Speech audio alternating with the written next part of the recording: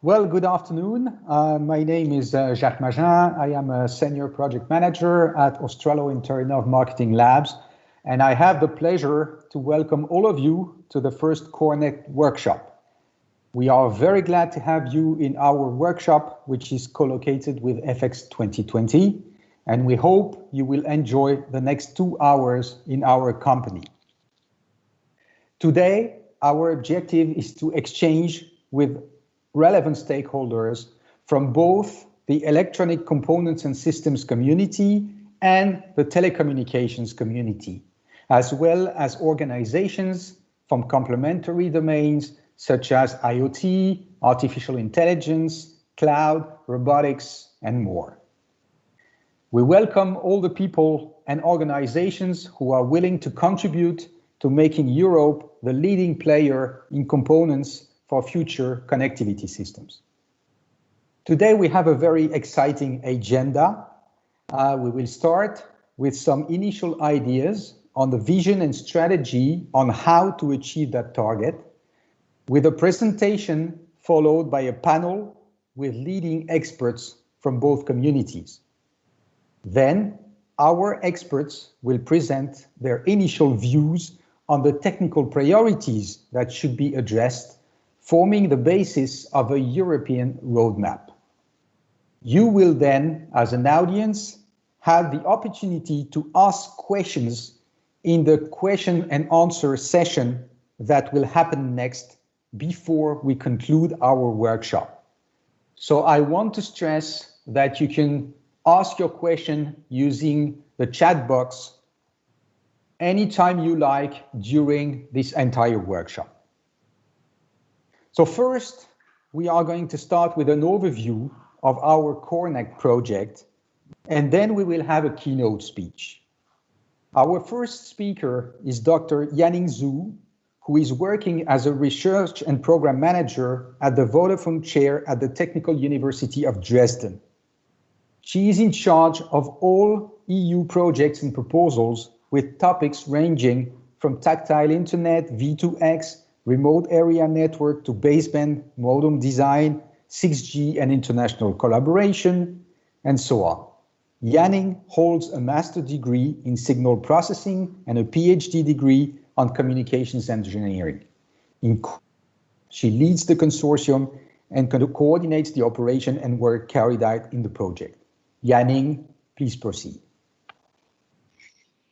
Okay, thank you, Jacques, for your introduction. So first of all, can you hear me well? Oh, yes. Okay, so I first share my slides here. So can you see slides? Yes. Okay, great. And so again, thank you, Jacques, for the introduction, and good afternoon, everyone. My name is Yanning Zhu, and I'm a research and program manager at TU Dresden. As Jacques has already mentioned, that I'm currently coordinating the Corenect project and its operation. In the next 10 minutes, I will give you a very brief overview on the project, its motivations, its objectives, and the concept. So let's start with the why question, the motivation of this project.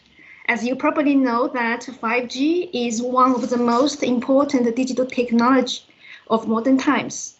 And Europe is currently very strong at its position with two major network equipment vendors, Ericsson and Nokia, as you see in the left side of the figure, that it accounts more than 30% world market share and more than 50% of 5G contracts so far.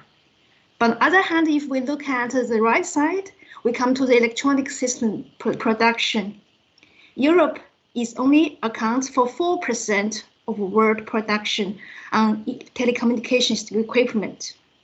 So we have a situation here that the 5G network that is going to be deployed in Europe will be heavily rely on the components and subsystems developed from outside Europe. So there's very limited and even no European alternatives here. And so this is a big problem. Why? First of all, if we look at the market size of telecommunication electronics is 400 billion euros. So this is absolutely missing of economic opportunity. And with consideration now we have this very complex geopolitical situation. Europe is very, let's say, vulnerable to any supply chain disruption. Another dimension here is security.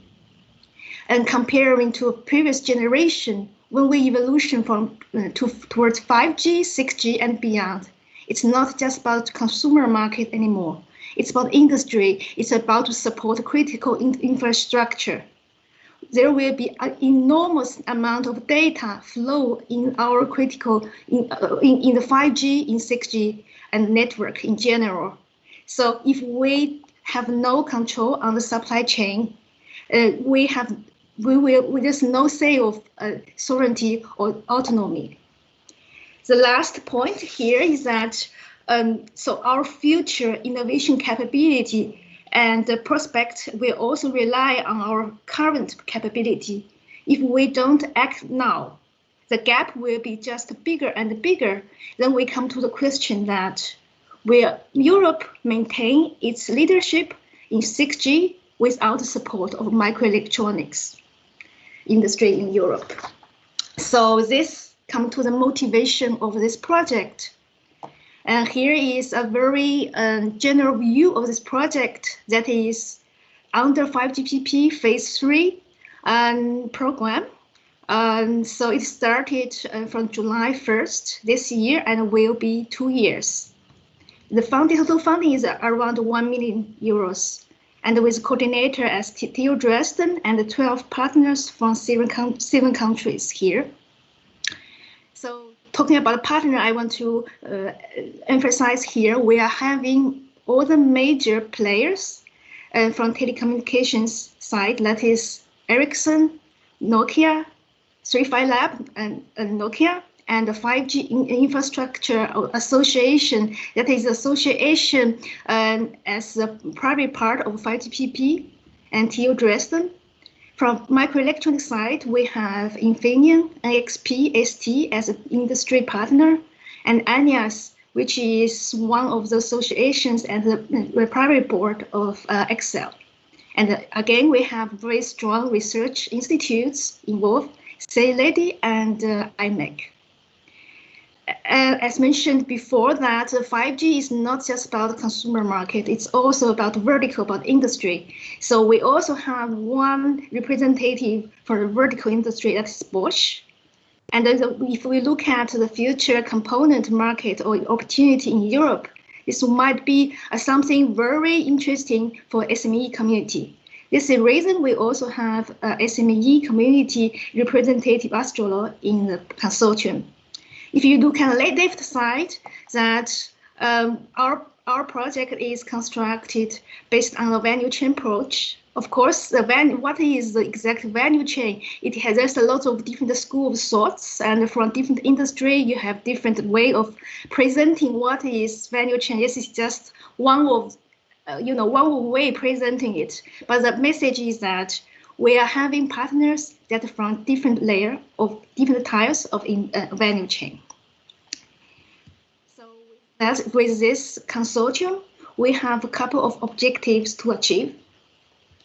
First is to help decrease the Europeans' dependency on other continent from component point of view.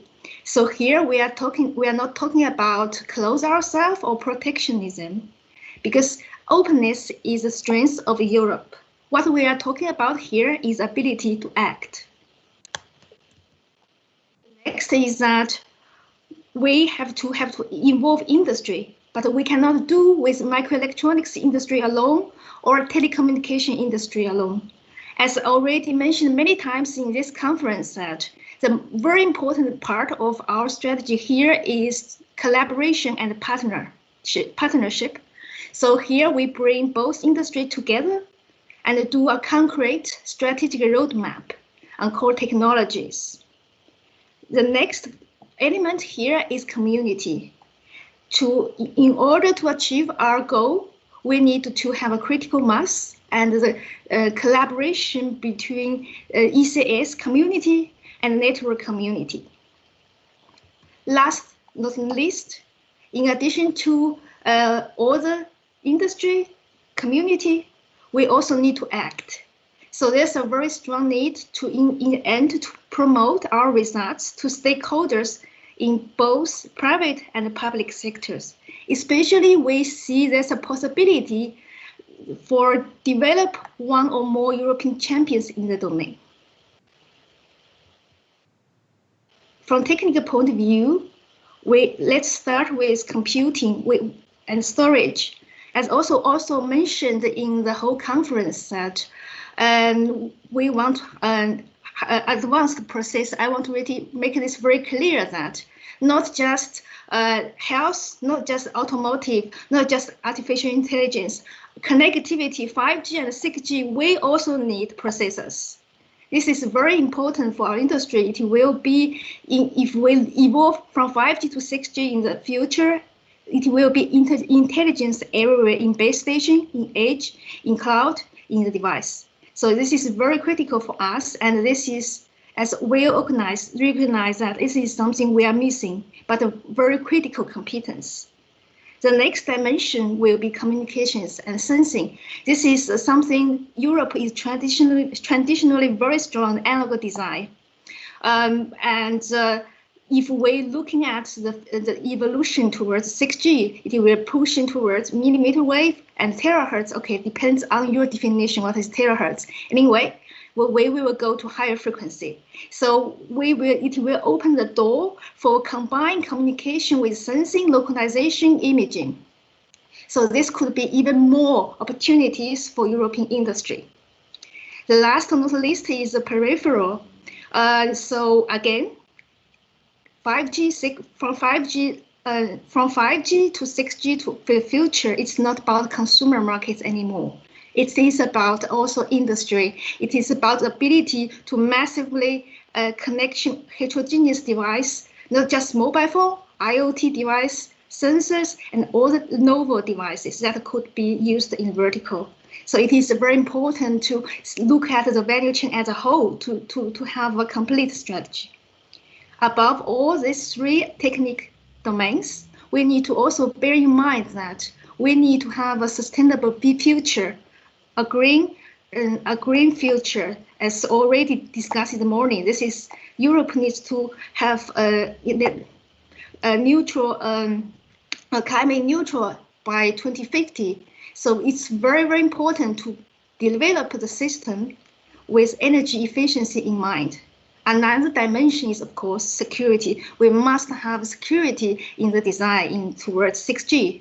So actually, these two dimensions, security and the energy efficiency, are also the domains that Europe is quite good at. We can see this could be an opportunity for our industry. So in this project, we're trying to bring a top-down method. So first of all, we understand what is 6G, and then based on its application to comprise a vision and a strategy. From that, we define what would be the important technical domains and investment requirements. Then we derived corresponding core technology road mapping as a guideline. I want to emphasize here, this is, even though it is presented here as step 1, 2, 3, 4, but the process will not be just linear. It will be an iterative process. For example, today, what we are going to present to you, it will be the first iteration, the results of first iteration, and the way we would like to interact and receive feedbacks from you or the communities. And here I would emphasize here one dimension in our project is the expert groups. And so with these three domains, so we have already quite many experts recruited. Thank you for that. And then we will have next round in spring. So this is the timeline of this project that you will see. It is posted by 4 major events, two local-located ways, major events of ECS community, and 2 major events with network community. So the target is that in the end of this project, we will have a common vision, roadmap, community, everything will come together. So as the last slide, I want to really take this opportunity to thank all the partners and all the experts and all the community and the European Commission for your support to us, so that we can embark on this exciting journey with you in the middle of pandemic, and we look forward to the collaboration. So for that, I conclude my presentation. Thank you very much, Yanning, for your presentation. And now we are lucky to have a special guest from the European Commission. Mario Scillia is a program officer in the unit Future Connectivity Systems of the European Commission. The unit is responsible for the policy and strategic developments of 5G in Europe and for the definition and implementation of the EU-funded research and innovation in future networks towards 6G. Before joining the Commission, Mario held various positions in the private and public telecommunications sectors. He holds a Master of Science in Electromechanical Engineering from the University Libre de Bruxelles in Belgium. Mario, the floor is yours. Thank you, Jacques, and good afternoon to everyone. It's my pleasure to be as a speaker in this workshop. I would like to quickly introduce to you the context around the Corenect project and around our vision from the Commission on why this strategic autonomy and why the work that will be done here by the project is so important. So very quickly, some issue with my slide. So Europe strategic autonomy, what it is about. So it is about reducing dependence on other things, on others for things we need the most. So it is one of the extracts that we can find on our policy communication. So this is the very broad shape of what we mean by strategic autonomy. On other policy communication or documents published, we also link this strategic autonomy with technological sovereignty, and also with the fact that digital infrastructure are very important and are key in today's society. Also, another things I wanted to highlight is that we have engaged and we have clearly announced that we will support the development of key enabling technologies. And in the context of this conference and this workshop, of course, the electronic component and system area is fully part of that. Since the beginning of this mandate, now more than one year ago already, we have put digital at the very highest priority, one of the 6 highest priority, and after that, on the different communication around our strategy for the digital future, our industrial strategy. The technological sovereignty has been mentioned many times, also of course put in a kind of twin relation with the green, so what we call the twin transition, the green and the digital transition, even more put on the focus by the COVID now.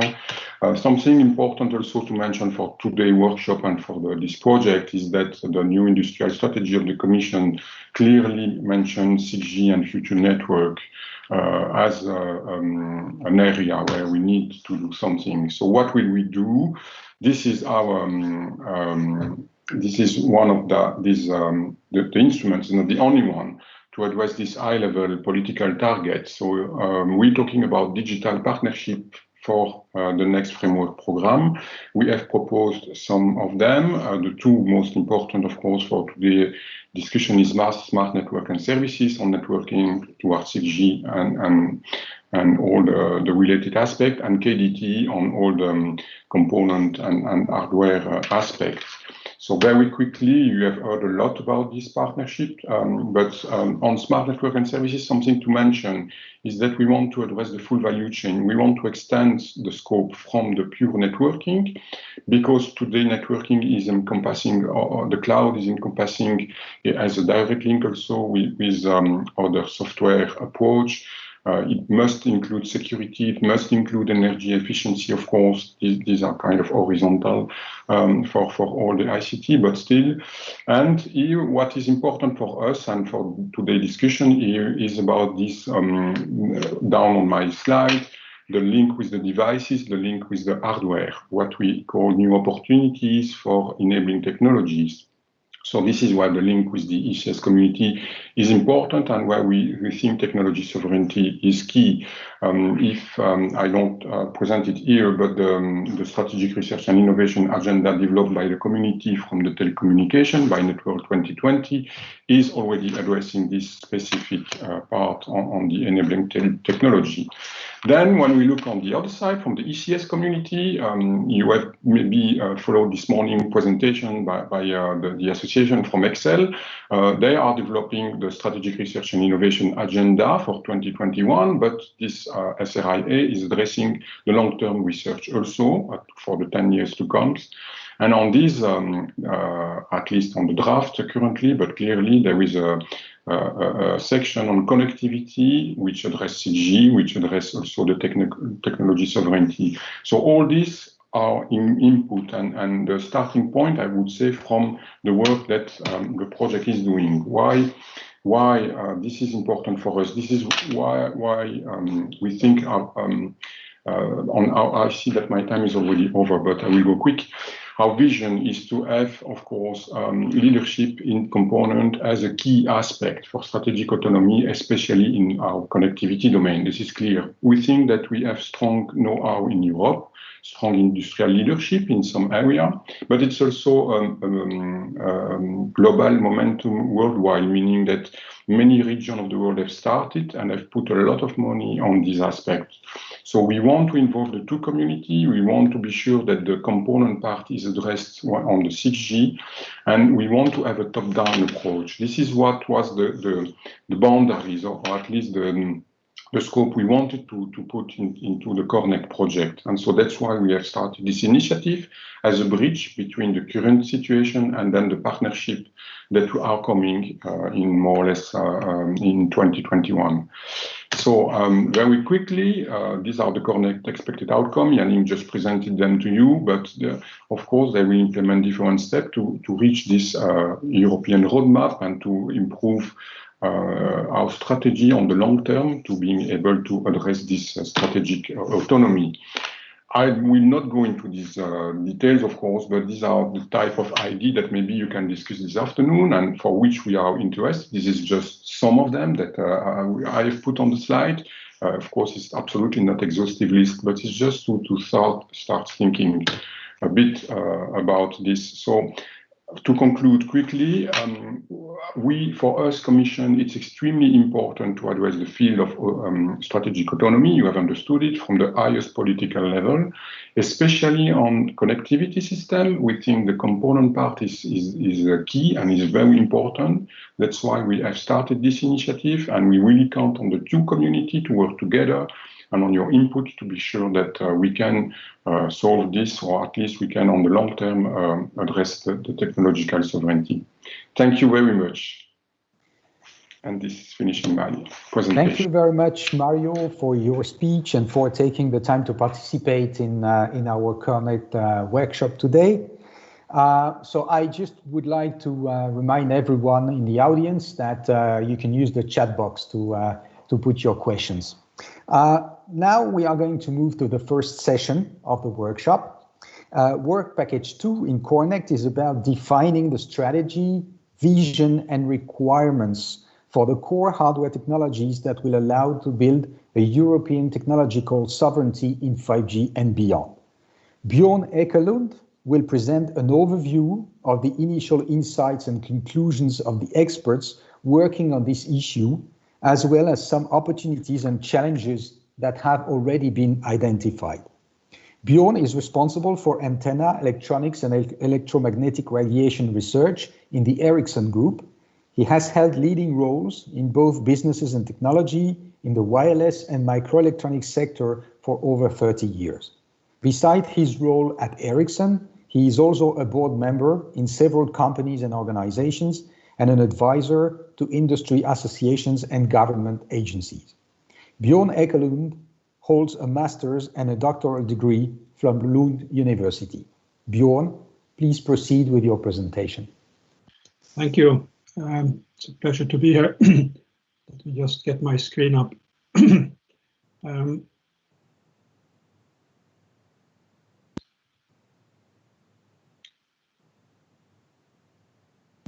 I think this is, so I'm going to give you an introduction to the preliminary observations and ideas that have been created in this early phase of the project. And I'm going to take a look at the position of the European microelectronics industry today, a brief 2030 outlook, including some comments on 6G, and then looking at a bit deeper into the situation for the European microelectronics industry and some suggested actions going forward. If we look at the European microelectronics industry of today, as we heard earlier by Dr. Janning, Europe has a weak position. We have when it comes to the proportion compared to our GDP, our share of the world's GDP, our position in electronic components, electronic boards, and electronic equipment is fairly weak. And this is a development that's been going on for quite a while. It started really with going back over 10 years ago, when European manufacturers started losing the market-leading volumes that they used to have, and to keep profitability and to survive, basically, the focus shifted to differentiated technologies like advanced material-based 3-5 materials by CMOS, GaN, gallium arsenide, indium phosphide, etc. And that basically meant that Europe dropped out of the Moore's law race, and very much of the manufacturing moved east. Now, what this also meant was that Europe lost the fabless players sector. In other areas, other geographies like the US, the loss of manufacturing, of advanced semiconductor manufacturing, has been replaced by the emergence of fabless players.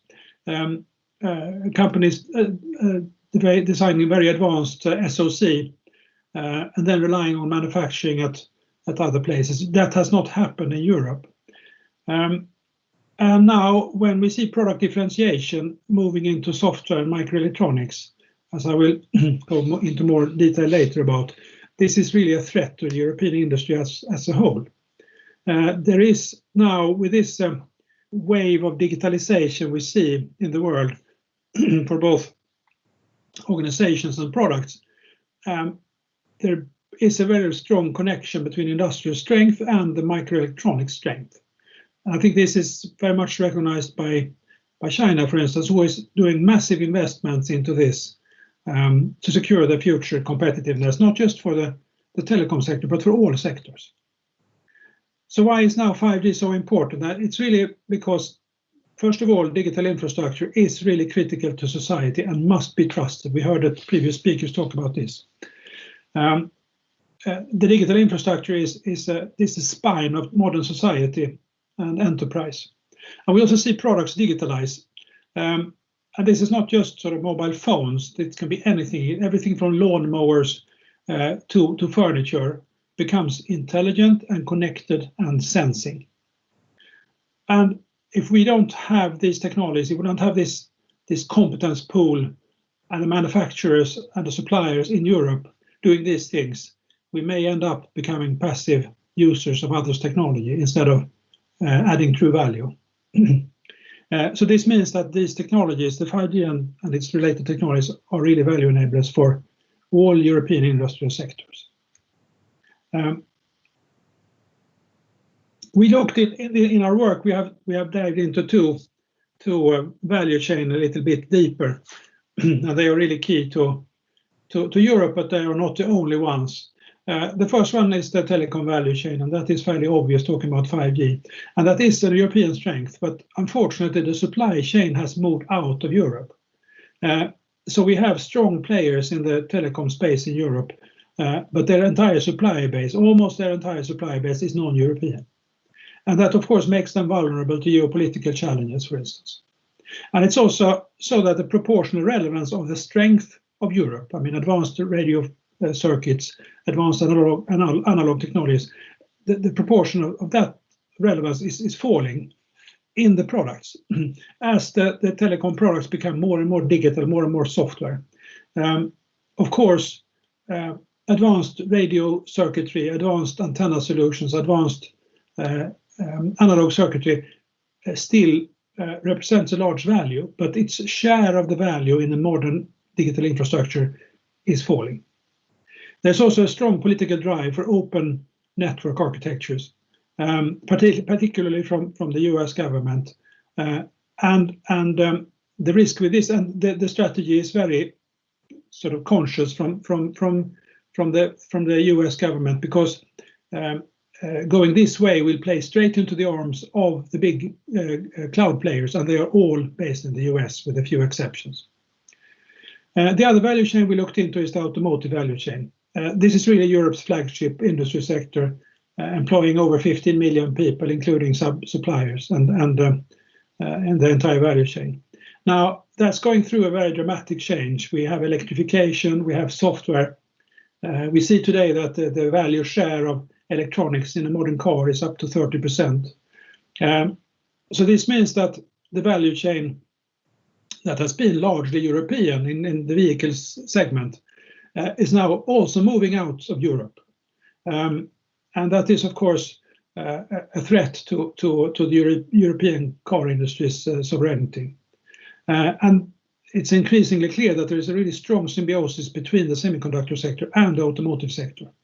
And we also see car manufacturers starting to design their own chips, something that was unthinkable only a few years ago. This also drives very drastic changes in competence requirements for the automotive players, with much stronger emphasis on software and electronics. I think this picture from the Efecs conference 2 years ago is very telling. I added my own little graphics to the left here. We can see that at the bottom of this value chain you have the chips, and then going further up you have the electronic boards, the subsystems, the products, and so on. This is really a situation a couple of years ago, maybe 5 or 10 years ago, where the microelectronic circuits at the bottom, they represented a fairly small share of the value, and very much value was added in the phase of developing the subsystems and the boards. And Europe has been very successful in this. However, what is happening now with more and more advanced semiconductor technology is that the share of the value captured by the microelectronics grows upwards, leaving less and less room for the European players to differentiate, to innovate, and to, of course, make a profit, basically. So there is a big risk that, as I said before, that European manufacturer, European industrial players ends up being passive users of others' innovations. And we want innovation to be European. So moving on, the 2030 outlook, what is 6G? I will not spend a lot of time on diving into exactly what 6G is, because, well, first of all, nobody really knows. But secondly, I think this is something that we can also discuss in the panel. But 6G, I think there is a general consensus on a number of characteristics of 6G, and I've listed a few of them.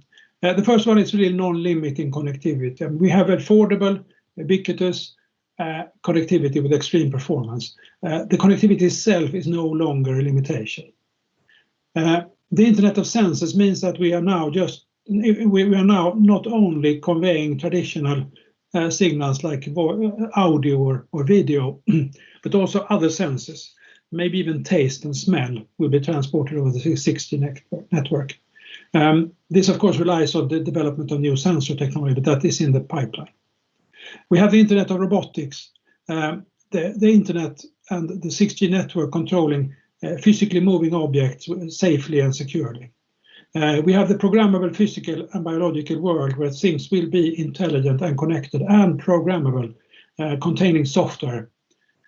We have a network compute fabric, the amalgamation of a communications network with a distributed data center, where you have computational and storage resources spread over entire geographies. We have the sustainability challenges that 6G will be able to address. I think there is a common understanding that the answer to the challenges today when it comes to urbanization or pollution or energy consumption, they're all in the digital domain. And finally, we have the important, perhaps the most important factor of all, and that the systems are trustworthy, that they support the correct, the necessary privacy, integrity, and of course dependability that is required to work in the modern world. So then, finally, looking at the state of European and microelectronics, the strengths that we have identified is that we have a leading position in cellular infrastructure. We have some major players, and we have a large market share globally. Europe has that. Also some strong integrated device manufacturers, many of them being represented here at the workshop today, who offer connectivity solutions and the derivative technologies that I mentioned before, often based on advanced materials, where Europe really has a strong position. We also have a leading position in industrial connectivity, at least the one today, which is not based on 5G or 6G. And we have a strong microcontroller ecosystem as well, and that is well suited for IoT devices. Now, however, we have a complete absence of consumer cellular connectivity products in Europe. That market has really moved east and west. Or I should say the players have moved east and west. We also have a lacking ability to develop really advanced CPUs and AI accelerators. And together with that, we have a lacking ability in doing advanced SoC design, the fabless ecosystem that I mentioned earlier. So the suggested actions that we have so far drafted is that when it comes to manufacturing, we believe it's important to maintain the effort on the derivative technologies. That's really a strong point for Europe. And maybe over time also more advanced CMOS manufacturing.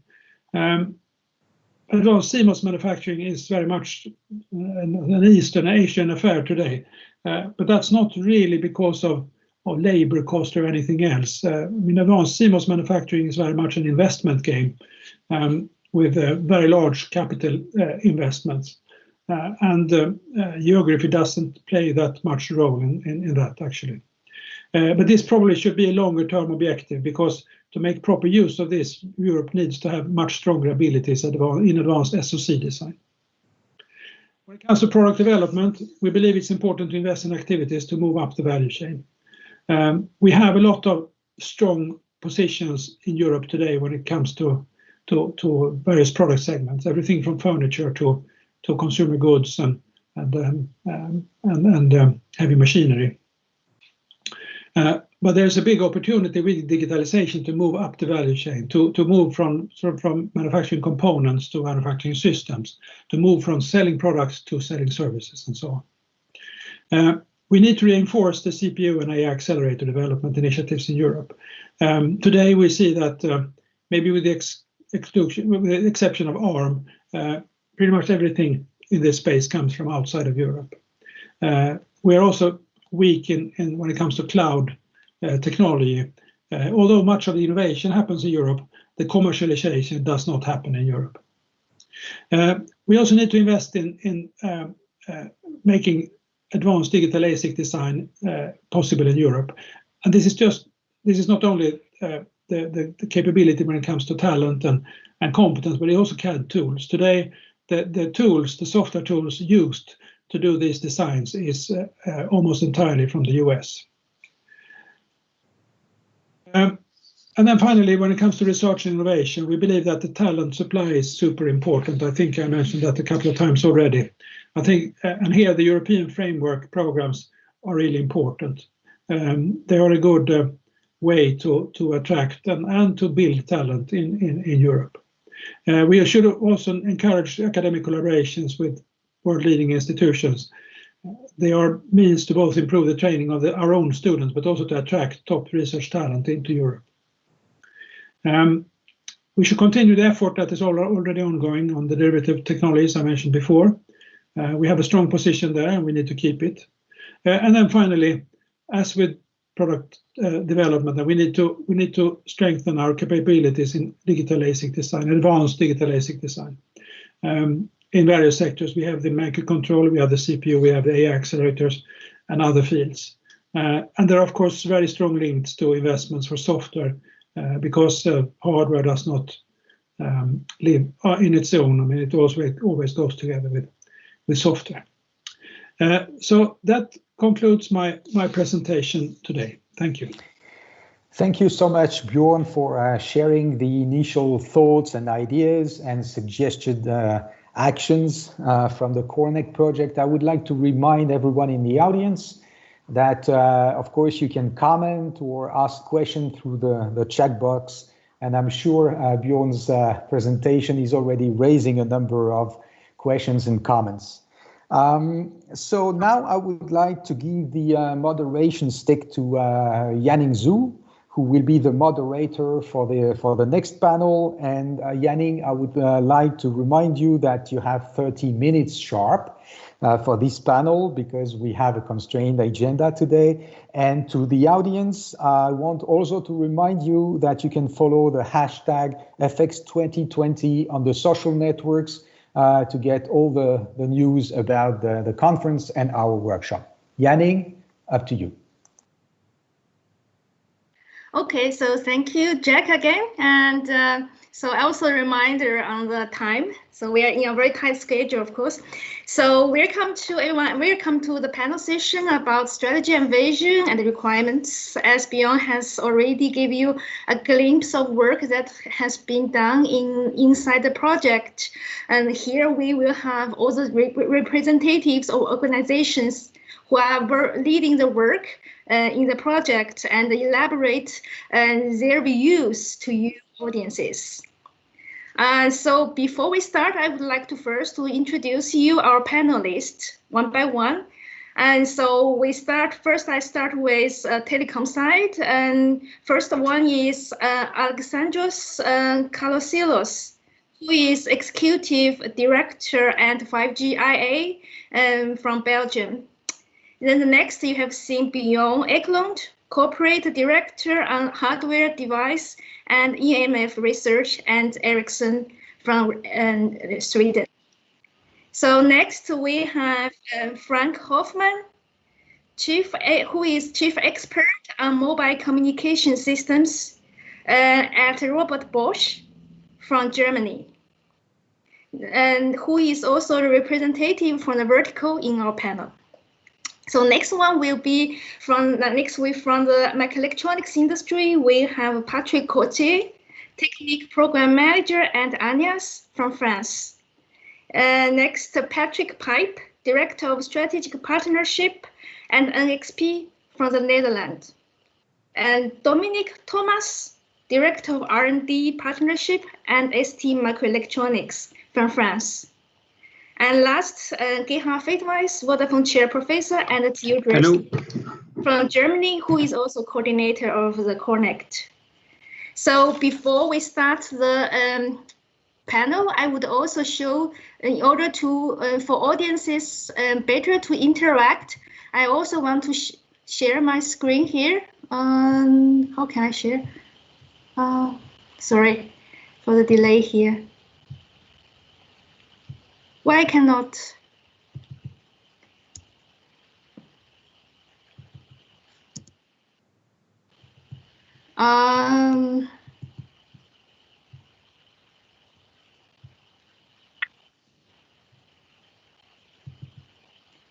Okay, maybe I need to exit from the spotlight. Okay.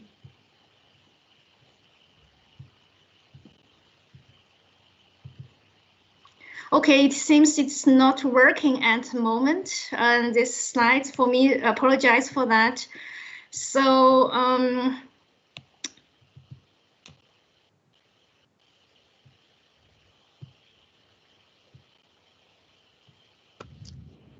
Yang, do you want to send me the slides? I can share.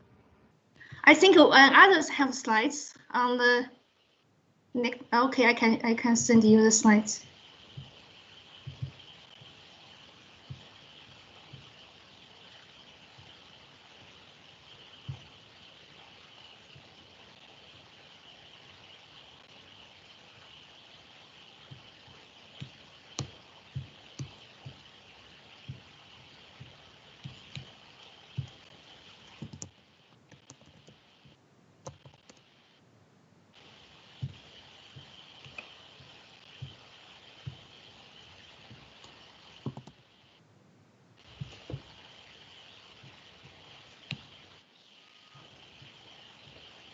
Yes, maybe we can start with. Yeah, to start. Yes, maybe we can start already because as Björn has already mentioned, that we need to understand what is 6G, or let's say, okay, no one understands 6G, but now we are in a conceptual level, and what compare 5G, what is actually the difference, right? What is the difference that make the special requirements on the microelectronics side? So I would start with this question with Gerard. You are the, in network domain, and normally our academia is the one who started the fire. So from your point of view, what would you see that what is the difference? The difference going forward to 6G, or? Yes? Yes, compare 5G, what is the difference? 6G, major difference. And how that impacts the component design? So for me, the big difference is 1G was business mobile telephony. It was a company phone. 2G was the personal mobile phone. 3G was BlackBerry, Nokia communicator, the business smartphone. 4G was the consumer smartphone for everyone. 5G, we're talking about verticals again, so construction industry, agriculture, industry 4.0. Again, meaning non-consumer, but business applications. And 6G is going to be personal mobile robotics. And to enable that, we need to do quite a bit of homework. So just like we went from the business side to the consumer side, we always had to change the air interface. Again, we will have to change the air interface here because we need to incorporate radar. So if we look at it right now, 1% of the European population gets 5 gigahertz of spectrum to do radar for free. 99% of the Europe's population has to pay billions of dollars in license fees to get only 1 gigahertz to do jamming all the wireless communication. So we are currently really subsidizing those people that can afford cars with radar in a big time, via taking away the money from everyone. So to be very, so let's put it in a let's say political fashion that is maybe to overstretch it a bit.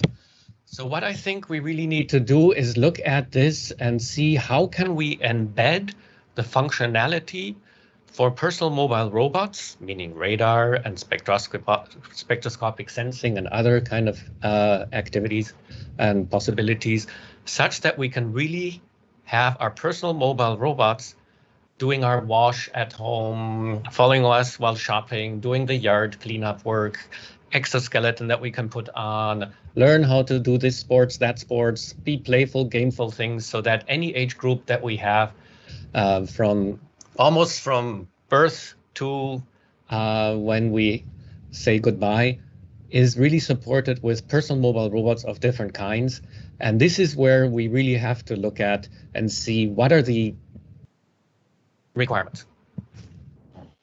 Okay, thank you, Gerard. So next, I want to also ask, after academia, of course, we come to the industry. And so I want to ask Björn, in your view, what is the difference between 6G or 5G, or let's say our envisioned 6G compared to 5G, and what could be the new requirements on the component and microelectronics design? Well, I try to avoid not repeating what Gerard said because I agree with a lot of it. I think the challenge will be to offer this extreme performance and also new communication means. As I mentioned in the presentation, we will no longer limit ourselves to audio and video and sort of traditional telecommunications means, but also new sensors, everything from smell to holograms will be transported. And of course, this being done in a way where the cost is so low that it can be meaningful and attractive for consumers. So I think driving this extreme performance and also intelligence, I would say, down in price points, that will be a big challenge, and that will need very, very advanced hardware and software to reach this goal. And of course, there will be radio technology and there will be higher frequencies used and so on, but a very large part of the challenge will be in the digital and the software domain. Yeah, absolutely. I think you made a good point that it's not just about extreme performance and the functions, it's also about the cost. And that will be the key, how far we can go. So next I would then ask also Alex, I understand that from 5G IA point of view, you have devised this smart networks and partnership proposal. Yes. Yes, and so from your point of view, from the 5G IA point of view, what do you see would be the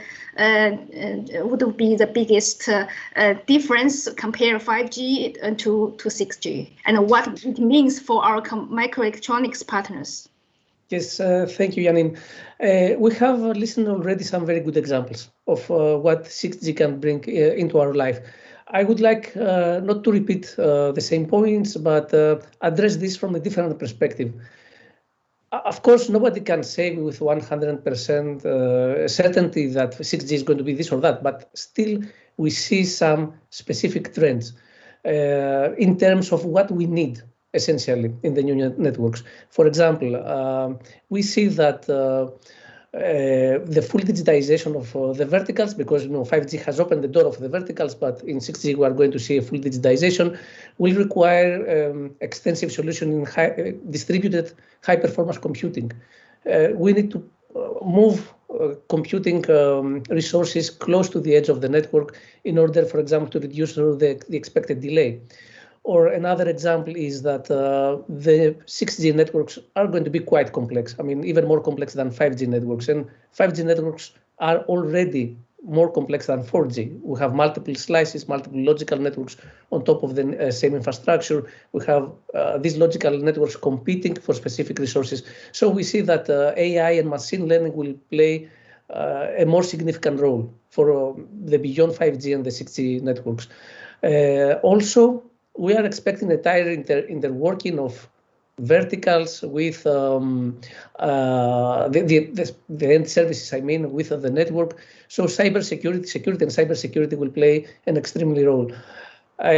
We believe that we see a trend of the evolved networks are increasingly being driven from software, cloud storage, and platform-based services.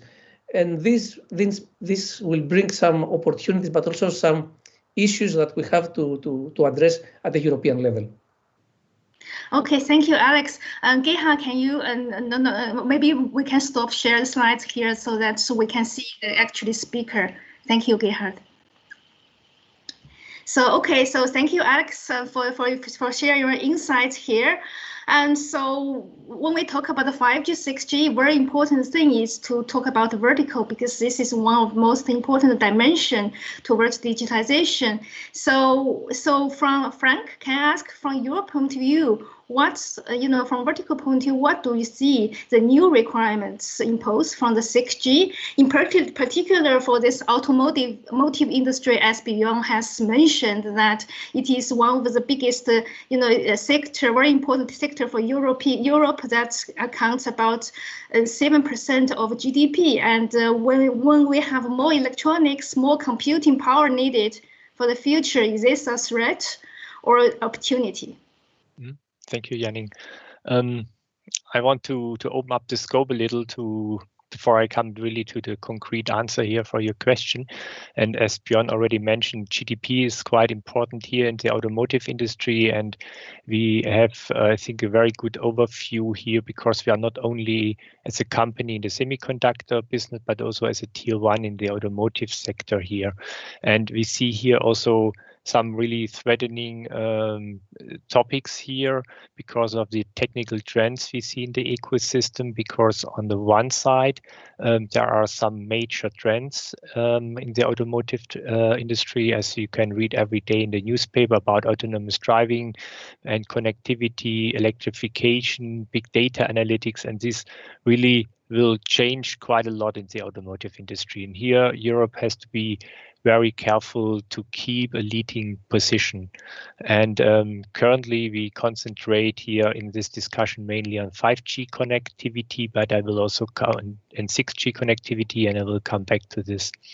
And what I think is that the vehicle will be in future kind of ultimate electronic device. It's not only a car anymore, but we will have much more electronics. And a lot of these new technologies we talk about, AI, connectivity, will be part of the vehicle. And this is really also a major change which comes quite fast here. And together with this technology trends, we have also a change in the ecosystem, because in the past we had the semiconductor companies, we had tier ones, and we had the car manufacturer, and this was a very simple structure in the ecosystem. But nowadays what we see is here more connected value chain. We have these big players from the IT world, mainly also from the US, and we have these major players from the Asian pushing for new semiconductor technologies, and often the car manufacturer talks directly with these new tech players, and this means also that the influence of these new players will increase quite a lot here. And coming more in detail about 6G, I think Björn already showed very nicely here some trends, and especially for the automotive industry, I think there are two things which I want to show or to mention here. This first one is the Internet of Robotics, because a vehicle is a kind of robot, and we need this interconnection between vehicles, and that's something we started already several years ago, but nevertheless there is still a long way to go, and we have many ideas how 6G could improve here safety and traffic efficiency and comfort for vehicles. And what's come with the Internet of Robotics along was trustworthiness, because if we talk about safety, then the current systems are not designed for such challenges, because we think in the automotive ecosystem often about functional safety, and that's something completely new and which could be part also of the 6G technologies. Thanks. Okay, thank you, Frank, for sharing the view here, and I think the message is very clear that what is, from your point of view, what is important in 6G and the vertical. And so next, maybe we can ask also from our microelectronics side that, for example, Pipe, So what is your view? And especially when we talk about automotive, I think you are very familiar with this area. So what is the view that 6G might change, impose the requirements on the, you know, on the component design, and also from microelectronics point of view? So what other core technologies that needs to be developed in addition to what Björn mentioned in his slides, and what is our situation now in the Europe with respect to the value chain? Okay, thank you, Janine. So I would like to take it from two angles. One is what are the technology requirements specifically, but also what are the cooperation requirements. And I think Frank has already indicated we are changing from the classical value chain towards a value network, where in fact all stakeholders in the network are considered as equal players and are setting up together the requirements of what is really needed. Just to make a parallel with the automotive sector, I think three of the current present microelectronics players, they have worldwide top 5 position. In the top 5 of semiconductor sales in automotive. I think we should aim to regain that also for the 6G connectivity domain, because now we are active in a number of niches where we are number 1, but we should play it on a more global scale. And I think therefore it's very important that all stakeholders, from system providers to semiconductor players, work together on in what domains Europe will play a key role in 6G and how to take European sovereignty in the strategic parts of the complete value chain. If I look to the technology requirements, I think the big difference between 5G and 6G is about the fact that 6G is a more distributed architecture. There is more emphasis on the end nodes. And I think there is also an area where we as semiconductor players in Europe are strong in. Low power, for example, requirements are key. But even more important is security, authentication, authorization, which will be key for 6G, and because of this distributed architecture. And I think we should pay a lot of attention how to build further upon the strengths Europe has in this domain, because we have a number of key universities, key research institutes, industrial players who are even setting the standards in this domain. And we should keep this competitive advantage to build a strength in the 6G domain. Of course, in addition, but then we go into a bit more detail, I think a number of strategic technology nodes are important. We should not aim at winning the battle in the more Moore strategy from a European semiconductor point of view. We should win the battle in the design aspects on that, but not in the manufacturing aspects. But we should work on, as Björn already indicated, some specific technology nodes, like silicon, germanium, gallium nitride, etc. So technologies which will be important for 6G. Okay, thank you, Patrick. So because we have a limited time, we have to move on. Now I want to also ask the same question to Dominic. And also, actually, I want to also ask you about one question for our audiences. It's Gunter, how about so we're asking that, so, okay, first we want to still, you talk about the same. What do you see the 6G will impose on the requirements for components, and what do you see on the value chain point of view? But we also want to ask you about this question from our audience that regarding power consumption of 5G. So what about the data converter also? And low power processor is one thing, but also new concepts that for which apparently US, like IDMs offer circuits. So please, this is your stage now. Okay, good afternoon, everyone. So, okay, I subscribe to a lot of what's been said, especially by the last two speakers. So we have to, let's say, concentrate on a number of points that we can ensure. And what will 6G impose? First, the evolution of 5G suddenly will will go towards higher frequencies. So we need to, it will impose, let's say, requirements on the semiconductors to reach those frequencies at low power. And that's very important. So Patrick mentioned the SiGe and silicon germanium and the GaN, and you mentioned Yanning the analog to digital converters, and it's very important to have technologies which have sorry, it's a bit technical, low noise factors in order to keep the power low, especially when we go to high frequencies, and we will need phased array antennas with limited power budgets. So here in Europe, we have some strongholds to design those technologies and to be a leader on this market.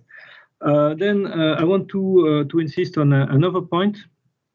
And Patrick and others have insisted on security. It's extremely important. It will require also some computing power at the edge, especially if we speak about IoT. There will be a connection from quite many objects, which will need to control what type of data they will send on the network. It has to be, let's say, limited in terms of volume, and also it has to be controlled. And for this, you need to have really developments in microprocessors with embedded non-volatile memories, and you have to be able to do some sort of computing, even artificial intelligence, near the edge of the network. And here there are a lot of avenues to develop in Europe. Okay, I think I will stop here. It's just complementary because a lot has been said, and we should set ourselves goals that we can reach, and not maybe dream of something that is clearly out of reach. Thank you. Okay, thank you. Speak of dreams, so I think always we come back to the question about manufacture, right? So it's clear that Europe should develop what is good at, the RF, the derivative technologies, but as mentioned many times, our telecommunication and many applications, they need digital design. So it is well recognized that we need a fabulous value chain first, but how about manufacture, for example? And it is clear that for the future products of telecommunication, it might need 5 nanometer manufacturing. So what do we think about this? Do we dare to dream about that? So I would ask Patrick Coetzee from AENEAS. So what is your opinion on this? Well, so first of all, we in many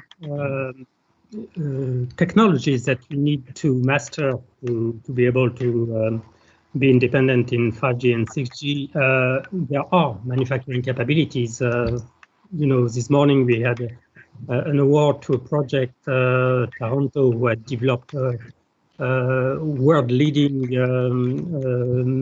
performances in terms of frequencies, for example, for millimeter wave communications. So there are many parts where we have the manufacturing in Europe, manufacturing capabilities at least. But I guess your question refers more to the very advanced CMOS nodes. And here I would say it's not even a $1 million question. It's a tens of billions dollar questions, because that's what it would take to build a fab like that in Europe, and where we've heard from an experience from ST that's clearly, I mean, the market is not there for them to justify this kind of investment. And even if the political will and the budget, from public money was there, is that the best way to spend public money? I don't know. But I think here what's really important is to make sure that we have secure and trusted access to the technologies which we are not able to manufacture in Europe. And secure, for example, one way to do that is to have some kind of bargaining power when it comes to make sure that there is no disruption from one region of the world in terms of delivering the technologies that we need. And here we might have some bargaining chips, so to speak, for example, with the fact that we are leading in lithography equipment with ASML, and those regions of the world who maybe have a monopoly on very advanced CMOS nodes, well, on the other hand, they need those equipment. So if, again, there is a political will, so to support this type of, trade agreement or mutual assured destruction, so to speak, if there is no agreement, then this is a way maybe to secure the access. Another way to secure the access is maybe trying to do what the US are doing. I mean, they were able to apparently convince TSMC to invest in the US. So that's very interesting. Can we do this? Can we have the same, political power in Europe to achieve that? That's a way. The other thing is that not only we must be secure to have the supply, but we also must be sure that this is a trusted supply. So in that area, for example, how do we make sure that there are no hardware Trojan horses in the chips that are delivered to us by other regions of the world?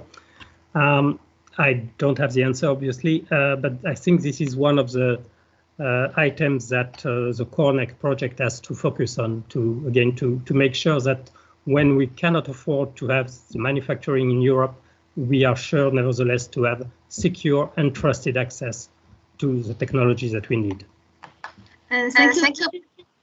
Okay, and so it seems there's some echo here. And so now we have run out of time for this session. But before that, I want to invite all the panelists to have one sentence to deliver a message to our community here. So for their takeaway from our panel session. So let's start. Maybe Patrick, you were the last one. Maybe you start first. One sentence. Maybe a sentence is about also opportunity, especially with 6G. I mean, we will need a lot of disruptive innovation. And when it comes to disruptive innovation, the leaders of the previous technology generation are no longer relevant, or at least they don't have a competitive advantage. And we do have lots of, intelligence in Europe and very advanced technologies, very advanced universities, RTOs, to seize maybe these new opportunities. But we need to work now to make sure that these new disruptive technologies are available when we need them for industrialization in 6G. Okay, thank you. And Dominic, one sentence. Okay. I think that in 6G, Europe has the opportunity to be a leader in secured, highly intelligent and really power efficient nodes with smart sensors. So we have many technologies to achieve this. We know that 6G will be the generation bringing automation near the people, and so we have to develop those technologies for this, and we can do it. And so, okay, next, Patrick, pipe. Okay, thanks. Well, I would say let's have a strong cross-fertilization between the automotive and the connectivity domain in order to build further upon our strengths and extend these strengths into #1 positions. Okay, now we come back to, thank you, Patrick. And now we come back to the telecommunication side. So, Alex, what would be your message here? My message would be yes, the race for 6G has started. We know our strengths and our weaknesses. We need a plan, and we need to mobilize the ICT forces in Europe to keep us in the leading position for the 6G networks. Okay, thank you. Then let's say Björn. So, what's your message? I think the most important thing for Europe is to make sure that all industrial sectors embrace the power and value of connectivity, intelligence, and software. Okay, great. So thank you. Yeah, and then let's say Frank. I think we have really huge opportunities, but I think also that we have to integrate the verticals industry much more in the design process as we have done in the 5G. Yes. Okay, Gerard, thank you, Frank. last, Gerhard, you as a coordinator, what would be your message? One sentence. One sentence. Yes. We are in Europe in an absolute pole position for 6G. Namely, we know how to sell consumer products, we know how to do robotics, and we're great in wireless. So we have 5 years' time to capture this pole position. We're better off than any other area of Europe on the planet globe. Let's grab this opportunity and make it happen. Okay, thank you. Thank you all the panelists. And so I would like to conclude this session. And for the audiences, sorry, because of limited time, we are not able to address your question and comment one by one, but we will take them all with us and later to our internal discussion. So, and for you know that next year, sorry, I cannot share my screen anymore. So next year, just let you know that we are, by the end of this year, we are going to conclude all the discussion we have here into a deliverable that is by the end of December. Next year, we will publish on our website and open public consultation. So for all of you, if you want to have a say and your feedbacks on our vision, first vision, please join us in this, participate in this public consultation. So to make sure you will not miss this opportunity, please follow us on Twitter and LinkedIn so that you know when this is open. Okay, thank you. So now I give the stage back to Jacques. Sorry, it's been a long time. Thank you very much, Yanning, and all of you for sharing your ideas and views with all of us. And of course, we would need much more time, than we have today to have a more in-depth discussion. But that's a very good start. And as you were highlighting, work is going to continue anyway, and we'll come back at the end of the workshop for those of you who are interested in actually directly contributing and participating. We will have indeed the public consultation of the document, and we will also recruit additional experts. So now we are moving into the next session of our workshop that will discuss the initial views and recommendations from our technical experts on the roadmap. So I would like to introduce you to Patrick Coget, who will be the moderator for that session. Dr. Patrick Coget is Technical Program Manager at AENEAS, an industry association grouping over 300 members of the Electronic Components and Systems Community, in short, ECS. He is the past chair and current vice chair of the ECS Strategic Research and Innovation Agenda. AENEAS' main contribution to Corenect is to ensure maximum synergy and knowledge exchange between the work being done within the project and the ECS community. Prior to joining AENEAS, Patrick worked in various management positions in ST Microelectronics. He was in charge of innovation, external research for the embedded solutions sector, and in that position, represented ST in the management committee of the International Technology Roadmap for Semiconductors for 10 years, spearheading the introduction of the more than more trend in that roadmap. Patrick, the floor is yours. Okay, thank you, Jacques, for this very nice presentation. I don't know if you can see my screen now. I hope so. Yes. Yes. So this second part of our Corenect workshop will be now focused around the work of the 3 expert groups, which Yanning has been introducing earlier. So we will start by having 3 very short introductions of those expert groups by the chairs. So those expert group: computing and storage core technologies, communication and sensing core technologies, and peripheral core technologies for future networks. And after those short introductions, we will have time for a question and answer session. And for that, I would like to invite you to ask your questions via chat. So for those of you who have not assisted to the whole effect, so maybe are not yet familiar to how to do that, if you are in full screen mode, then exit the full screen mode, click on the upper bar on the VFair window where you see that it's written, question and answer, access question and answer, and from there you will be able to enter your questions. So while we are listening to the expert group chairs, please don't ask to start asking questions so that we can then relay them to during the Q&A session. And with that, I would like to introduce the first speaker, so Professor Gerard Fedweiss, who earned a PhD from the University of Aachen. Then he made a postdoc at IBM Research San Jose, then joined TCSI based in Berkeley. And since 1994, he's a Vodafone Chair Professor at TU Dresden. He also, since 2018, heads the Barkhausen Institute, also in Dresden.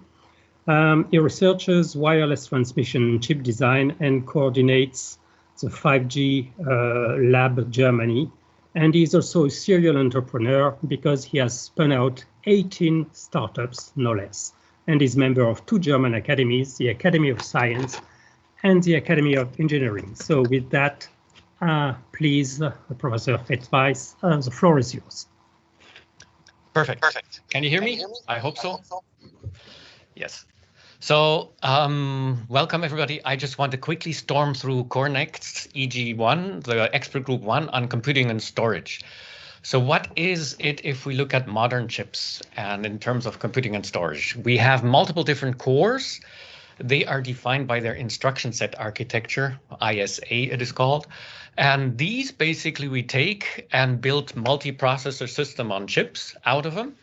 And finally, this multiprocessor system and chip is not just sitting there on its own, but it has an operating system such that it can interface with the software running on top. So we have system software, we have task software for the individual task running on the different cores.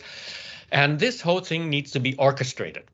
So if we talk about the future of electronics in terms of computing and storage for 5G, 6G and beyond for Europeans industry, we really have to look at this complete stack. And that's why the expert group 1 is looking at this complete stack. So basically, we can subdivide this in 3 main topics: the operating system, multiprocessor system on chip, and the instruction set architecture. And the idea is to check out where are we today in terms of our position and in terms of achieving key performance indicators. You see a whole bunch of them here, such that we can really provide solutions in a way that it is possible for Europeans industry to thrive. On the instruction set architecture, this is the most basic part, obviously. We see that a lot has been happening and Europe's position is or was strong, but after selling off ARM, obviously, the situation is currently very different, and the question is how to address this or not to address this. Is the problem or not? The second topic is multiprocessor system on chip. This is where Europe is very strong. We have many multiprocessor system on chip in embedded solutions in industrial robotics, in cars, and whatever all. So the question there is, however, there is no sort of standard way like an instruction set architecture, an ISA, which gives us this kind of interface. So we need to define this. And is that an opportunity for Europe? And how would that look like is the big question mark here. And finally, on the operating system side, again, Europe is very strong. The new microkernel-based operating system ideas come from Europe. So the challenge here is to define the right principles and see how even on such a multiprocessor chip, multiple little operating systems can be instantiated and orchestrated such a way that the host systems can work together. And how are we then, can we defend our position and make sure that we have our value chain being intact? This is the question of working group, expert group 1, and thank you for listening.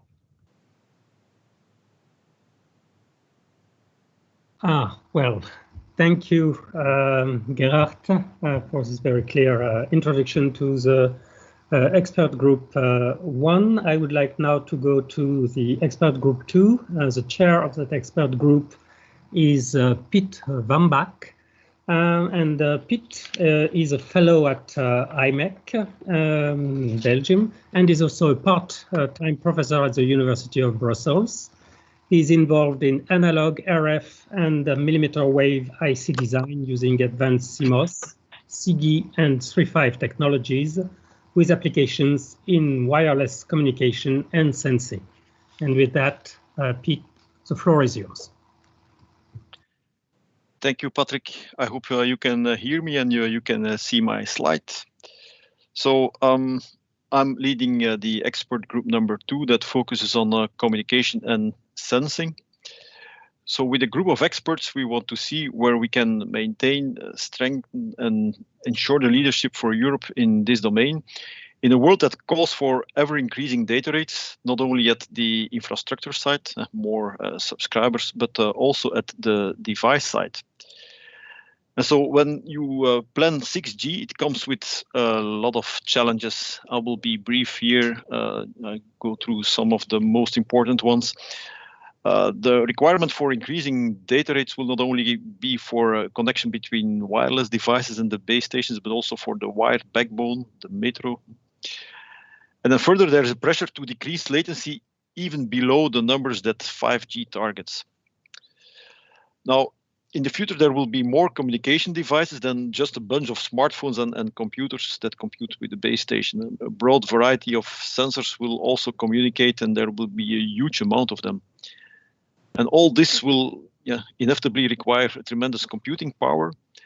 And this whole scenario is only feasible if power efficiency is largely enhanced. Now, AI can help here, but AI at the same time will be omnipresent to make connectivity more efficient and transparent and fluid and more natural. Next, new services, for example, the AI-based ones, and a whole set of new devices will require an efficient interoperability both at software and hardware level.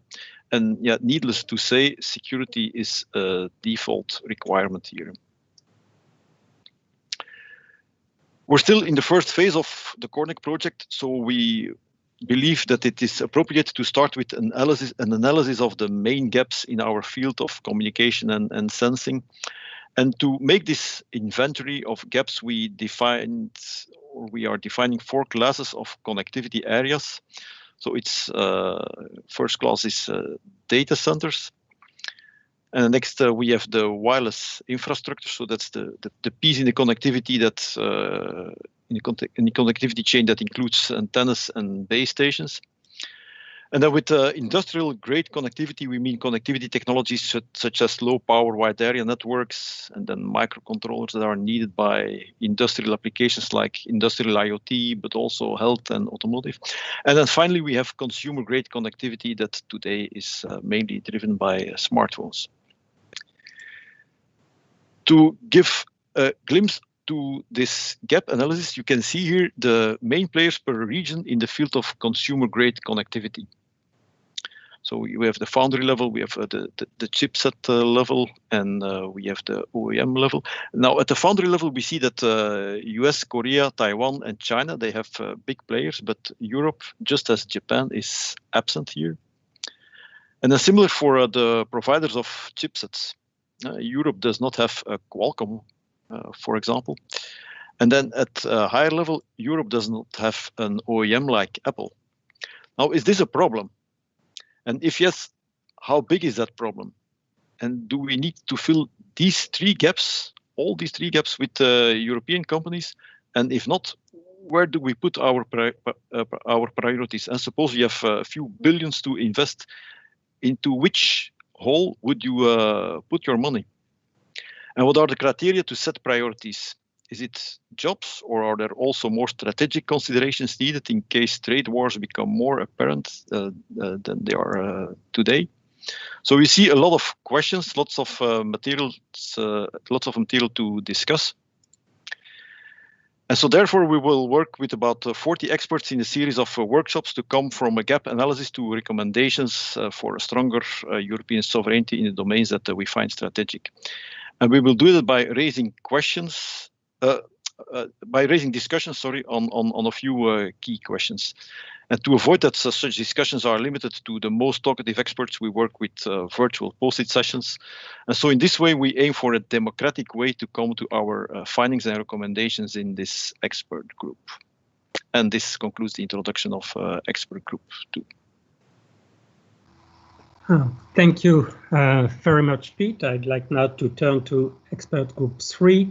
But before that, I would like just to remind the audience that there will be a Q&A session afterwards, and so their questions would be very welcome. There are a few coming in, but we can take more, hopefully. So with that, now let me introduce the chairman of the expert group 3. This is Patrick Couteau. Patrick is a director of strategic partnerships at NXP Semiconductors since 2012. He started his career at IMEC, and in 1996 he started the startup company Coware on hardware-software co-design, which was later acquired by Synopsys, and thereafter he worked at Philips in different positions. He's also a well-seasoned project manager running a project, Secredas on security for autonomous systems, with almost 70 partners from 12 countries throughout Europe. He is chairman of the AENEAS Technical Expert Group since 2018 and member of the ARTEMIS Presidium also since 2018. And he's also a writer, a technical writer, as he has contributed 2 papers in the book on automated driving, edited by Daniel Watzling and Martin Horn. But he's also author of a book, Zest for Opera, Unleash Your Leadership, which is about management. So with that, Patrick, the floor is yours. Thank you, Patrick, for the kind introduction. Do you see my slides on the screen? Yes, we do. Yes. Okay, thanks. So first of all, I would like to thank my 2 counterparts in Expert Group 3, Jochen Kozesha and Marina Plitsch. They are doing a lot of work together with me, and I think we're really a team making progress in this field. Just as a reminder, where are we situated? And I think Janning has already shown this slide in the initial presentation. So we are Expert Group 3 on peripherals, which is quite a broad domain. So what have we been doing so far? First of all, to get to know each other so that we know which experts, where they're coming from, what are their domains of expertise, and do some brainstorming on what are the topics we would like to cover in our Expert Group 3. We have defined a number of topics, and just to make sure this is not a complete list, this is just a list of topics which came up. What about production sovereignty? What are critical production issues beyond 5G, 6G peripheral components? What about multi-design wafer for high volume split foundry approach? What type of technologies to focus upon in Europe? What to do in terms of edge systems, AI accelerators? Last but not least, also safety, security and reliability. What does this mean towards the peripheral domain of connectivity? Where do we want to have control and where do we allow dependencies? And as Pete was already saying, where to use the technology and the competence we have as a negotiation with other parties in the world. And last but not least, what areas not to focus upon. What we have been doing is we have defined a number of 4 clusters in which all these previous topics fit. And as stated, the list was not yet complete, but these are now the 4 topics we want to further discuss about. Core process technologies, including also packaging assembly, manufacturing and technology access. So the first is what process technologies. The second topic is how to access it. The third topic is about system and component architectures, including AI approaches. And the fourth topic is on hardware and software co-design and validation. Where do we want to build a strength in new methods and tools, ranging from device to component and system design? So the next steps are that we will now define what are the top three priorities which we would like to discuss, and where we would like, as in expert group 2, build a gap analysis and define where Europe should be focusing upon. And as stated, our motivation is take leadership in the areas we're strong in, don't try to catch up in the areas we have lost. So this concludes my presentation on expert group 3. Many thanks, Patrick. And I would like now to introduce the, can you see my screen? Yeah, the panelists for this Q&A session. So in addition to the three expert group chairs, which I already introduced, I'm happy to have with me also Didier Belot, who is Vice Chair of Expert Group 2. And Didier works with the CA Leti in Grenoble, France, and he works as a European Programs Coordinator of the Design and Embedded Software Division in charge of the roadmap orientation. He was also involved in a former CSA called NIRED, which was dedicated to European roadmap, and there he was writing the connectivity chapter. He also is a co-leader of the ECSEL connectivity chapter, and also involved in the IRDS outside system connectivity task group. IRDS standing for International Roadmap for Devices and Systems. His research present interests are in the millimeter wave propagation through plastic, design by mathematics, terahertz communication, and 3.5 devices over silicon for millimeter wave applications. From that expert group, we also have Frederic Gianizello from ST Microelectronics, who has a PhD degree in electrical engineering from the Joseph Fourier University in France. He has authored and co-authored more than 180 refereed journal and conference technical articles. I should have skipped that, and I'm sorry about it. But Didier Belot is also author or co-author of about 200 publications and 70 patents, which is quite impressive. So back to Dr. Gianizello. He has served on the technical program committee for the IEEE International SOI Conference, and is now currently serving also on technical program committee of IEEE International Solid State Circuit Conference and of the International Electron Devices meeting. And is also a reviewer for several conferences and journals. Frederic Gianizello is working for ST Microelectronics as technical experts, providing support to customers and performing business prospection for RF, millimeter wave, and optical products. To complete the representatives of expert group 2, we also have Mohand Hashush, who received his PhD in material science from Paris 7 University in 1996. He joined Alcatel, now Nokia, in 2000, working on various research projects. From 2015 to 2019, he was managing director of the 3.5 Lab, which is a joint venture between Nokia, Thales, and CEA. And since 2019, he's in charge of hardware strategy within the Nokia Bell Labs and the 3.5 Lab.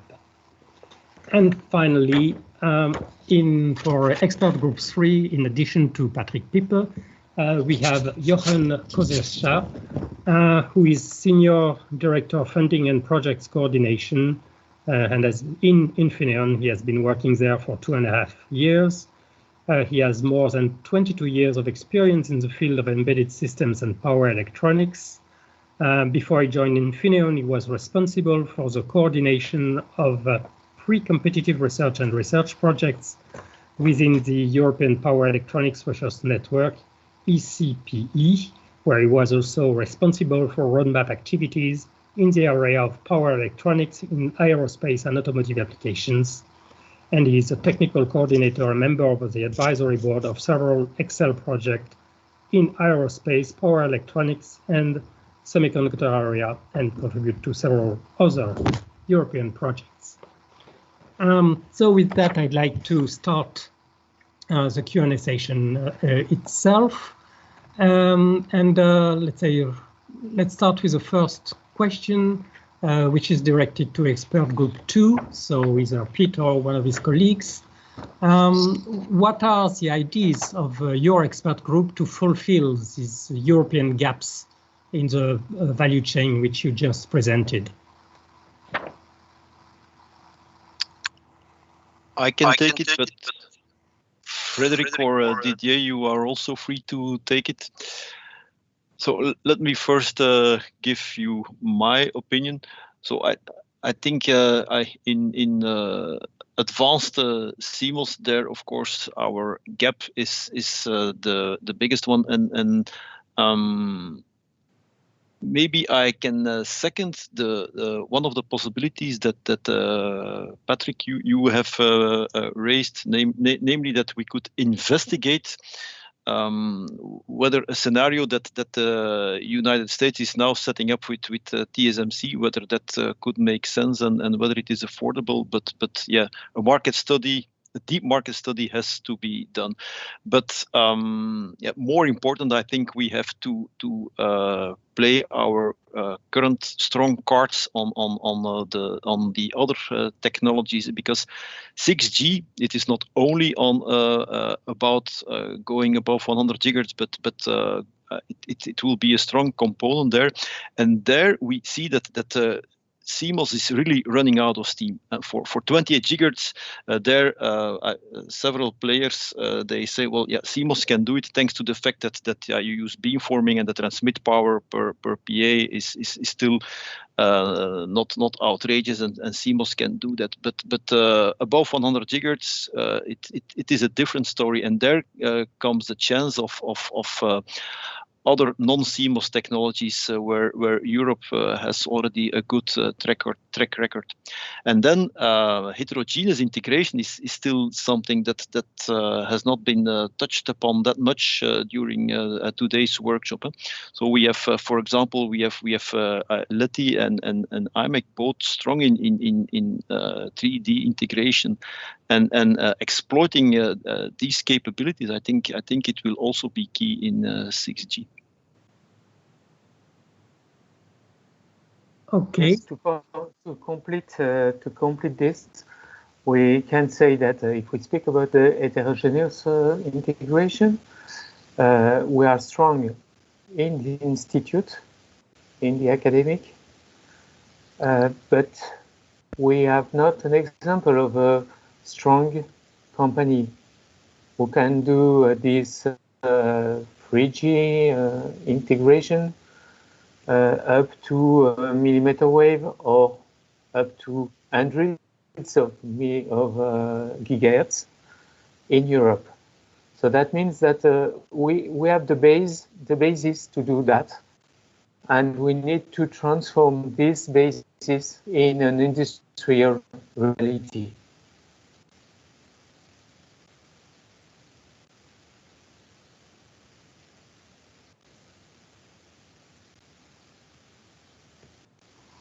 Okay, thank you, both Pete and Didier. Maybe another question from the audience. So Europe is a big consumer of mobile radio advanced CMOS and microelectronics. And in Europe, a lot of chip design work is done for this market. Why don't we animate overseas microelectronics producers to establish part of their production in Europe? Yeah, I guess that's It's more a comment at a question. This way we would rebuild the ecosystem for more advanced CMOS microelectronics in Europe. The US and China are doing exactly this with our automotive industry. So yes, I think this actually is not really a question, but more supporting Pete what you were saying. Mm-hmm. Okay. Now for a real question. 5G is still a long road forward before 6G. Do you foresee areas where Europe may still develop a role besides the one pushed by Ericsson and Nokia? So here I would say maybe Mohan as as the industrialist can answer, or maybe Gerard also as let's say the general project leader of Corenect can answer. I can start. Can you hear me? Yeah. So in my view, for the 5G, as already mentioned, it is relying on key hardware technologies, in particular analog and digital, the mix of both of them. Some part of these technologies are already established in Europe.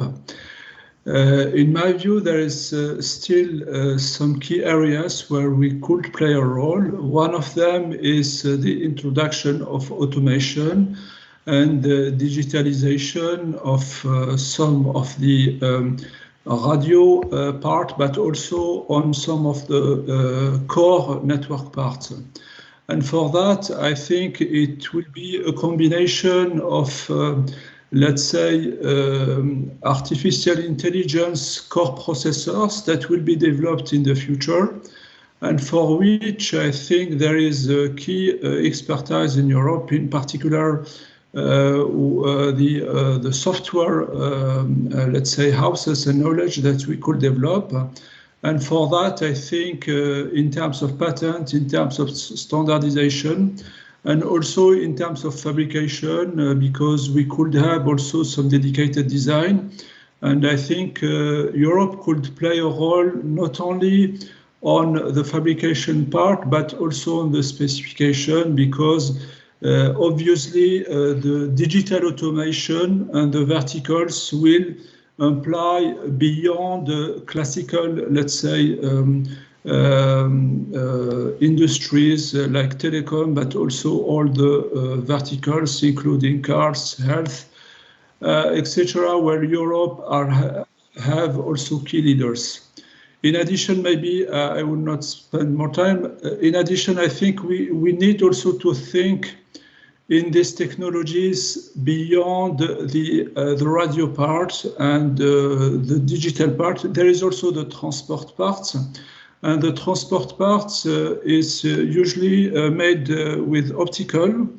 And maybe many people don't know, but in optical technologies, many of the fabrication are made in Europe. So for that, we need also to support those technologies to stay as a leader in these technologies, in particular when addressing the next challenges for the many terabytes per second that will be, let's say, requested by the cloud services in the future. Yeah, from my side, maybe just quickly. What I wanted to say is, I think in Europe, I see no issue filling any single gap. So it is not that we don't have the capability to fill gaps. The only gap that could be is if we want to start 5 nanometer manufacturing. That will take some time, but even that could be decided and filled in the next 5 years. The good news on that side, however, is there's a little bit of checks and balances available. So I'm not talking against a Eurofoundry, don't get me wrong, but at least we don't have to rely on one single region alone. We can rely on Taiwan versus South Korea versus the US for the manufacturing. So there is some diversity there in terms of access and some reliability. So But on the other hand, I do truly believe that we have now a unique window of opportunity of 5 years to capture our pole position and really invest in the holes that we have, because the expertise is there, not necessarily in terms of products and available systems, but the expertise in the heads is there. So if we really focus on that, we can make it happen.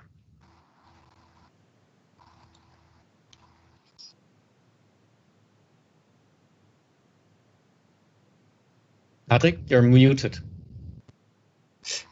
Thank you, Gerard. Yeah, another question again, I think directed to you, is about one participant is wondering whether neural network, analog neural network, could also be part of the solution, and how Europe would be positioned with that. Any comment on that one?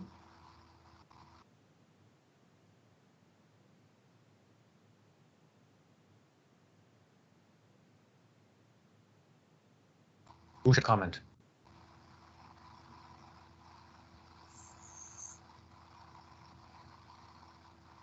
Yeah, Gerard, can you comment, or somebody else? On the power side.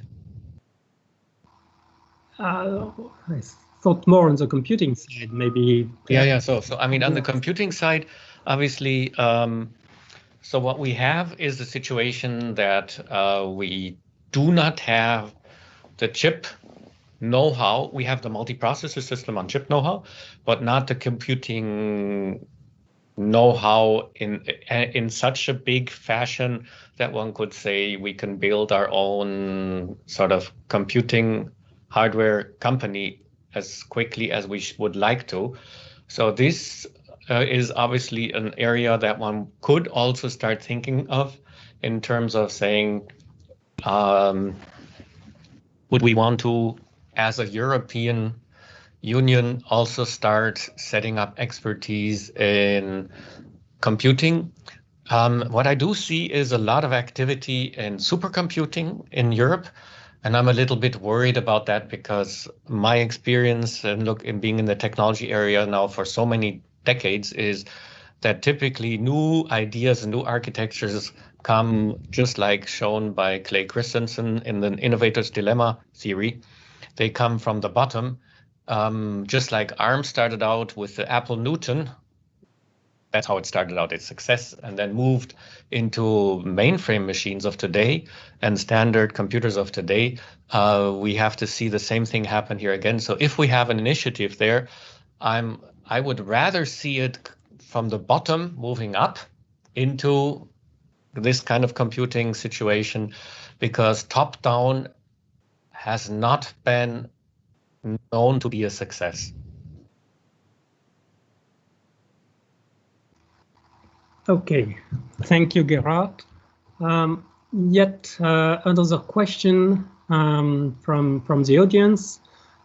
In your opinion, does NVIDIA's acquisition of ARM impact the European technology sovereignty in 5G, 6G, especially looking at chip design, IP, and edge computing? So who would like to answer that one? I can give a first answer, and then if other people want to add on, that's possible. Indeed, this is not a preferred scenario, I would say. On the other hand, you cannot predict whatever happens in the world. We should pay attention to what the US, China, other continents are doing in this field. I want to give some counterexample. I think we also have situations where European companies have acquired companies from other continents, and more in particular our company, NXP. We have merged with Freescale a couple of years ago. So this was the inverse situation. But nevertheless, it is important that we keep European key strengths and key technologies in Europe, and definitely we want in 5G, 6G developments to make sure that we have the necessary knowledge in Europe on this. Thank you. Patrick, any other comment on this acquisition of ARM by NVIDIA? Maybe from my side, Jochen Christischer. We heard about that the EPoSS are very well on the market. NVIDIA is a very big player in this area, but maybe we should also pay attention. It's not all about high performance computing in this area, because for sure we have special needs in this area of communications. We need to route signals and instead to have just a number crunch approach. So it's more or less a different application, and different architectures are needed to fulfill the needs we're talking about for the future beyond 6G, beyond 5G and 6G. And we also have strong European players in these fields. For example, if we look like Colray, which is a French company, they are also a very strong player in this field. So we still have competencies in Europe.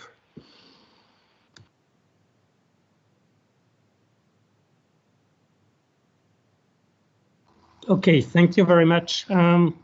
Maybe a last question to all the expert groups. Maybe one sentence. Because here we have, I'm happy to say that we have a lot of audience, about 100 people. Last time I checked. So, and one of the next steps is that we will be, as Yannick mentioned, calling maybe for new experts. To reinforce the current competencies of your expert groups. So for each of you, what would be the places where you would need to reinforce the competencies of your expert groups? So one quick sentence from each of the three expert groups, and with that we will probably close this Q&A session. Starting maybe with Gerard. Do you see any need for additional experts in your group, and in which case, which profile are you looking for? Yes, great that you mentioned that. So the idea of the expert group, one is we are covering the different areas of expertise from all kinds of different places in Europe, obviously, and we're trying to generate the understanding that I gave you.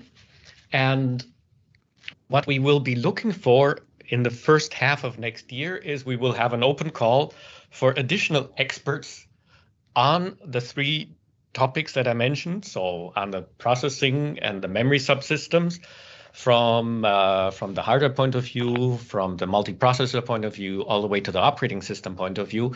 And so there will be an open call. We will post it on the web. You will be able to send in your short bio, your short CV, and so that we can then pan out, because the idea is that the current expert group is a dozen or 15 people, and we would like to become bigger, not now, because first it is about capturing the basis, but starting next year. And for this, we will be looking for 30 plus additional experts that are qualified. So I will be calling out for that and looking forward for towards anybody that wants to participate. Okay, thank you very much, Gerard. Pete, same question for you. Well, I think our expert group is mostly filled with hardware people, I would say, and a domain that should be fully exploited, and that could be done, of course, in collaboration with EG1, is the usage of AI in radios, and so there we are still lacking some expertise, and this will be an increasingly important area.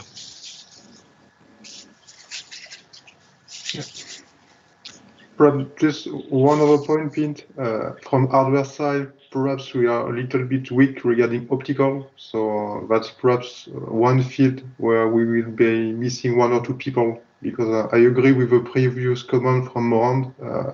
Optical still remains a very key topic for Europe. So that's the thing we have to take care.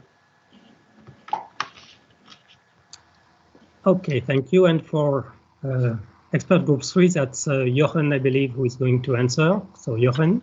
Yeah, I try to be very fast as we have to conclude. So from the expert group 3, we see both areas. We're looking for power in the area of transmission, and but also we need to go for energy efficiency, because it seems to be very necessary for this, and also all the power area inside. It's a very necessary topic we need to take a look on. But we will work and clearly invite additional experts to fulfill the needs. So also from our side, we're in a good shape.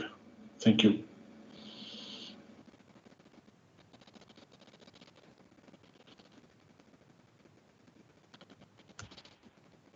Patrick, you're on mute. Patrick, you are muted. I think we should conclude the panel now. I was going to conclude. So just reminding the next steps here in the expert group. So there will be a submission of a first report of the expert groups, and then this open public recruitment that we have just been discussing. But again, I'd like to thank all the experts who joined us and all the people who asked questions. And with that, I leave the final concluding word to Jacques, who is very impatient about that. Thank you very much, Patrick and all, for this very interesting session.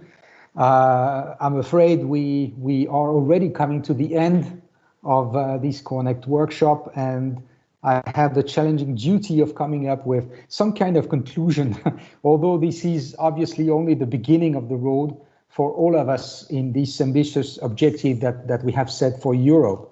So, I mean, drawing conclusions on such a rich discussion is extremely difficult. So I will just come up with 2 or 3 maybe key things that I will remember from this workshop. First one maybe is that European technological sovereignty is not protectionism, it is the ability to act. I think this is very true for Europe. And then about the strength that we may have in Europe, like digital infrastructure is critical to society and must be trusted. And we are in Europe strong in security. And then the third and last thing is that the race for 6G has already started, and we are well positioned in Europe, but as long as we can work on those disruptive innovations that will lead us to 6G. So with this, I would like to thank very much all the participants. Oops, I'm sorry, I'm just trying to share the final slide. Here it is. So I would like to thank all the speakers and moreover all the participants in the Corenect workshop. And as was already mentioned, I remind you that we are going to open a call for recruiting more experts to contribute. So if you are interested, please go to the Corenect website, register to be informed about the latest news. And you may also follow us on social media. We have a Twitter account and a LinkedIn account, and all is indicated here on the screen. Then I also want to mention before completing this workshop that we are currently planning to have another Corenect workshop at the EUCNC and 6G Summit. That is scheduled currently from 8th to 11th of June 2021. If, of course, the health context allows, we will meet ourselves in Porto, in Portugal. Otherwise, I guess we will meet again online. So with this, thanks to everybody for participation and enjoy the rest of your afternoon. Thank you very much again and see you soon.